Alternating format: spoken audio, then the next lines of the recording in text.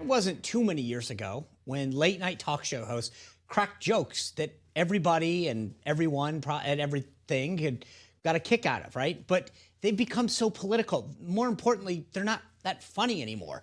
Well, let's talk to somebody who knows a thing about actual comedy and can make people laugh. Radio talk show host, comedian, and Saturday Night Live alum, Joe Piscopo. Joe, good to see you. John, how are you, buddy? Good, happy anniversary, I think, right? Thank you. Yeah, appreciate it.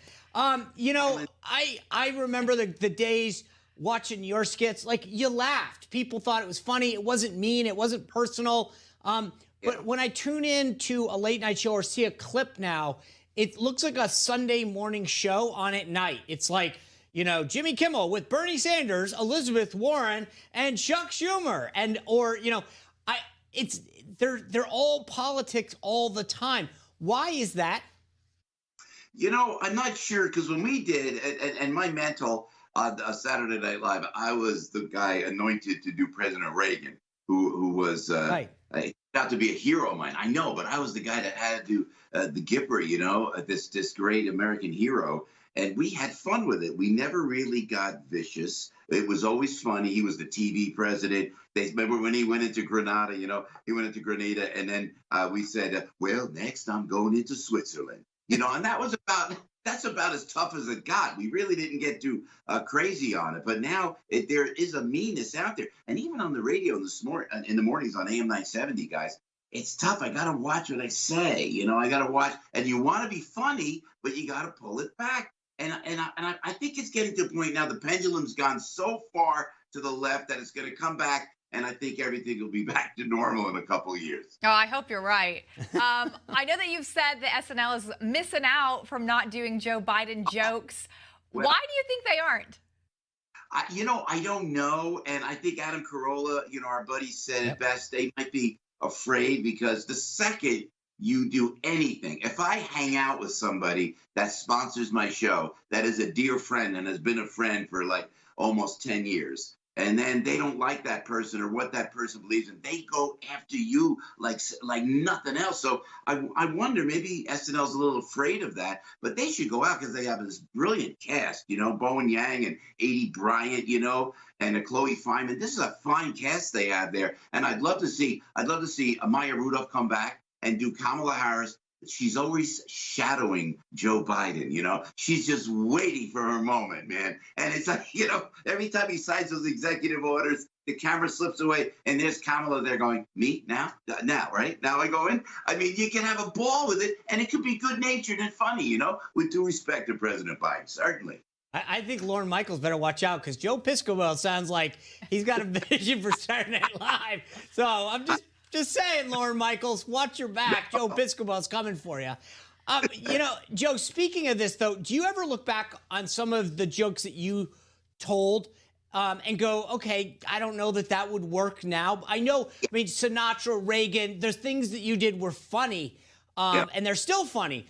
But are there times, and maybe it's not on SNL, but are there stand-up routines that you've done where you're like, no way would that go over today?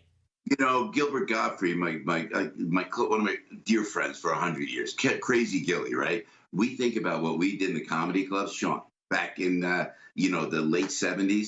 Thank God there were no cell phones, because we would have been buried forever. We were so politically incorrect, you know? And so, yeah, I wince about that. So how can I say that on stage, you know? And even on SNL, some of the things, I'll go back, and they leave some of it on YouTube. You know, and you're seeing Ebony and Ivory right there. Eddie and I walk the line on that as well. So sometimes you will wince and you go, "Ooh, did I actually say that?" You know, but it was a time where everybody just laughed at each other and no one got offended. And you know what? I pray for those times again, because I think it's the healthy thing to do. I'm glad that you have so much hope in what is ahead of us. I want to ask you something actually a little bit serious, switching gears a little bit. Governor Andrew Cuomo in the spotlight lately. Today in a press conference, he said this. I never touched anyone inappropriately. I never knew at the time that I was making anyone feel uncomfortable. And I certainly never ever meant to offend anyone or hurt anyone. or cause anyone any pain. Okay, that's not actually the clip I wanted to play for you, but he did say that the other day as well. He said today that he wasn't ashamed of his actions. Before he said that he was just playing around and joking. Do you believe him when he says that he was just being playful and fun?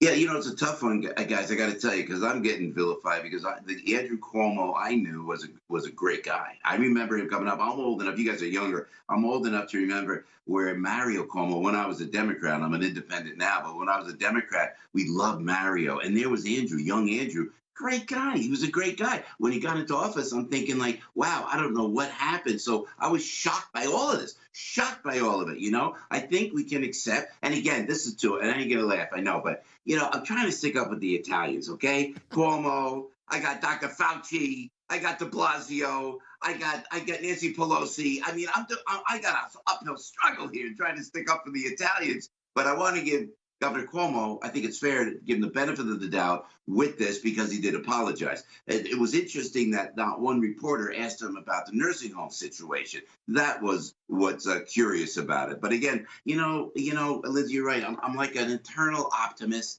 I love this country so much. We're such a good people, and everybody's nipping at each other, the far left, the far right, and most of us are right down the middle. So, I always hope for the best, but I think to your point, if Andrew was a Republican, he would have been out of office a year ago.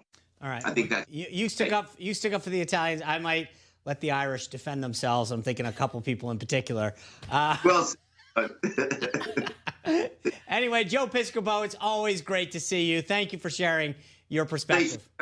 John, you always were there for me on AM 970. We appreciate it and happy to be here with you tonight. I'll tell you, for those who haven't, I had the honor of listening to you do your Frank bit out in California. We're at a Salem radio event, man. It's like you're being with the chairman yourself. So sometime going forward. Swinging, baby. Fly me to the moon. You got it. Joe Piscopo, thank you as always. Take care. Hi, Emma Reckenberg here. If you like this video, there's a whole lot more to see on Newsmax TV. You can watch for free right here on our YouTube live stream and be the first one here each time our experts break down real news.